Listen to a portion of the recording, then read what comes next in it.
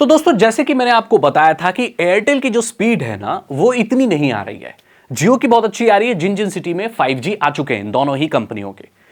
मुझे एक बहुत बड़ी बात बोली एक इंसान ने कि सागर भाई आपको पता है जो एयरटेल का 5G है ना वो दरअसल 5G नहीं है, वो तो 4G को मॉडिफाई कर दिया है। मैंने बोला अरे अच्छा, लोगों के बीच में कंफ्यूजन है। तो स्टैंड अलोन बोल रहा है कोई, नॉन स्टैंड अलोन बोल रहा है कोई, रियल 5G बोल रहा है कोई, ट्रू 5G बोल रहा है। आखिरकार सही 5G है क्या? इस चीज को समझने के लिए आपको कुछ बेसिक्स सीखने पड़ेंगे। मैं आपको बताऊंगा और ये वीडियो पूरी देख के जाना, बहुत जानकारी मिलेगी आपको, सब कुछ ईजी हो जाएगा आपके लिए। सबसे पहले जियो के बारे में बात करते हैं, जिसे लोग स्टैंड अलोन 5G कह रहे हैं, जिसे ट्रू 5G भी कहा जाता है।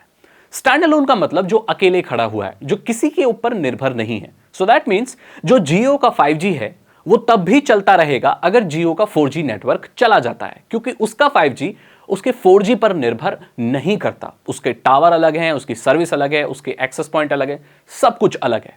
कोई भी 5G 3 लेयर में काम करता है। जो सबसे पहली लेयर होती है वो होती है RAN, जिसे रेडियो एक्सेस नेटवर्क भी कहा जाता है। ये रिस्पॉन्सिबल होती है आपके डिवाइसेस को कनेक्ट करने के लिए। सो दैट मीन्स आप इंटरनेट से जब आपका मोबाइल, आपका राउटर, आपका मॉडेम, जो भी आपके डिवाइसेस कनेक्ट हो रहे हैं, चाहे आपका टावर से नेटवर्क आ रहा है, जो भी आ रहा है, वो जो चीज है वो रैन करता है। उसके बाद क्या आता है? उसके बाद आता है कोर नेटवर्क। ये रिस्पॉन्सिबल होता है मेन इंटरनेट के लिए, कोर होता है ये कनेक्टिविटी प्रोवाइड करता है और डिफरेंट डिफरेंट लेयर्स के बीच में मैनेजमेंट का काम करता है। जो इंटरनेट की कनेक्टिविटी आती है वो कोर नेटवर्क से ही आती है। अब जब कोर नेटवर्क और RAN तक जो नेटवर्क पहुंचाने की, जो कनेक्टिविटी देने की जो चीज होती है वो थर्ड लेयर होती है, जिसे ट्रांसपोर्ट लेयर कहा जाता है। ये 3 लेयर को मिलकर ही आपका 5G काम करता है। एयरटेल ने क्या किया है, सिर्फ RAN को बदल दिया है, which is responsible for distributing internet to your client devices. जो कि आपके मोबाइल फोन है, राउटर है, मॉडेम है, उन तक जो पहुंच रहा है, जो टावर है, फर्स्ट लेयर है, जो आप तक जो पहुंचा रहा है, आप उसे लास्ट भी कह सकते हैं, सिर्फ RAN बदला है। बाकी कोर नेटवर्क और जो ट्रांसपोर्ट लेयर है वो 4G वाली ही इस्तेमाल कर रहा है। इसका मतलब है कि जब आप एयरटेल 5G इस्तेमाल कर रहे हो तो जो टावर से आ रहा है वो 5G की स्पीड से आ रहा है।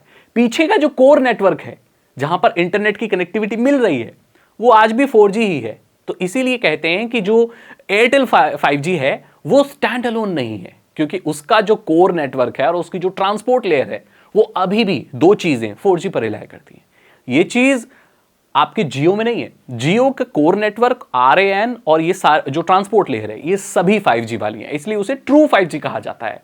आपको वजह पता चल गई होगी अब। इसीलिए शायद एयरटेल में, देखो मैं कोई क्लियर नहीं कह सकता, इसीलिए शायद इंटरनेट की जो स्पीड है एयरटेल में वो कम देखने को मिल रही है। हालांकि मैं आपको बता दूं कि रियल लाइफ जो होती है वो बहुत अलग होती है चीजें। कई बार ऐसा होता है कि 4G भी बहुत फास्ट होता है लेकिन हम तक वो पहुंचा नहीं पाता फास्ट। लेकिन ये चीज एयरटेल में नहीं होगी, क्योंकि उनका जो RAN है वो 5G वाला है, that is radio access network. तो जो इंटरनेट की कोर नेटवर्क पे स्पीड है वही हमको मिलेगी, क्योंकि RAN अच्छा है, राइट? इसीलिए इसको 5G प्लस कहा गया है और इसको ट्रू 5G कहा गया है। जियो को ट्रू 5G इसीलिए कहा गया है। आपको कौन सा लेना चाहिए? दोस्तों ये दोनों ही बढ़िया होने वाले हैं रियल लाइफ में। आप जनरेशन कितना भी बढ़ा दीजिए, आपको ऑन हैंड स्पीड कितनी मिल रही है उससे मैटर करता है। अगर आपका 4G भी है जो कोर नेटवर्क है और आपको स्पीड बहुत फास्ट मिल रही है तो अच्छा है। 5G होकर भी अगर आपकी स्पीड कम हो गई तो वो बुरा है। सो ये सारा टोटली डिपेंड करता है कि आपको स्पीड कितनी अच्छी मिल रही है। दोनों में ही बहुत अच्छा एक्सपीरियंस आप हासिल कर सकते हैं अगर उस जगह पर जो लोगों को इस्तेमाल करने की संख्या है वो कम है।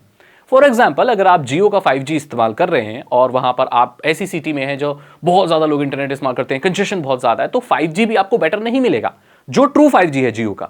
वहीं एयरटेल की बात करें जो उसका 5G प्लस है, अगर आप ऐसे एरिया में जहां कम लोग हैं तो आपको उससे ज्यादा मिलेगा। सो जनरेशन बढ़ती है घटती है वो कोई मैटर नहीं करता, इंसान के हाथ में कौन सी स्पीड आ रही है वो मैटर करता है। ट्रू 5G है वो, और वो 5G प्लस है जिन्होंने नाम दिया। दोनों ही कैसे काम करते हैं मैंने आपको बता दिया।